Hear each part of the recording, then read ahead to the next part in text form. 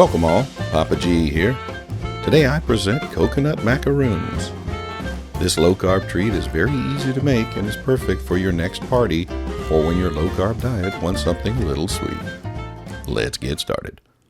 Begin by adding 1 can of coconut milk to a saucepot on medium heat. Add a sugar substitute equal to 3/4 cups of regular sugar. Stir with a whisk to combine. Let come to a simmer and reduce the heat to medium-low. Add some xanthan gum and mix again until the xanthan gum is fully incorporated. Continue to cook and stir until the mix begins to take on more of a syrupy consistency. Remove from the heat and let cool. Add just a bit of salt, a little almond extract, and some vanilla extract. Give this a mix to combine. Here is where you can create your own recipe by adding some other flavors like cinnamon, or add some food coloring for a festive holiday dessert. To a large bowl, add 5 cups of unsweetened coconut flakes. Pour the coconut milk in and mix to combine. Be sure that all of the coconut is fully coated. Add 2 large egg whites to a separate mixing bowl.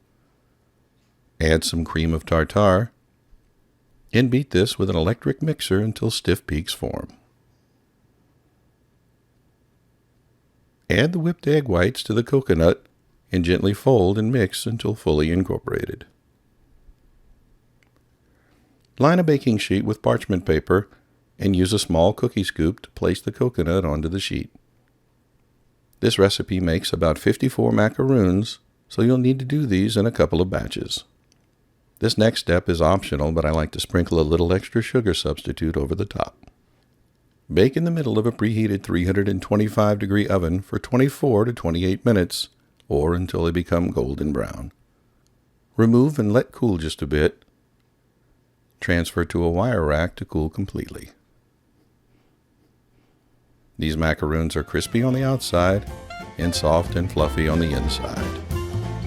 There you have it, folks. My version of coconut macaroons. A very easy to make low-carb treat. I hope you enjoyed this video. If you did, please like and consider subscribing. As always, thanks for watching, and I'll see you next time.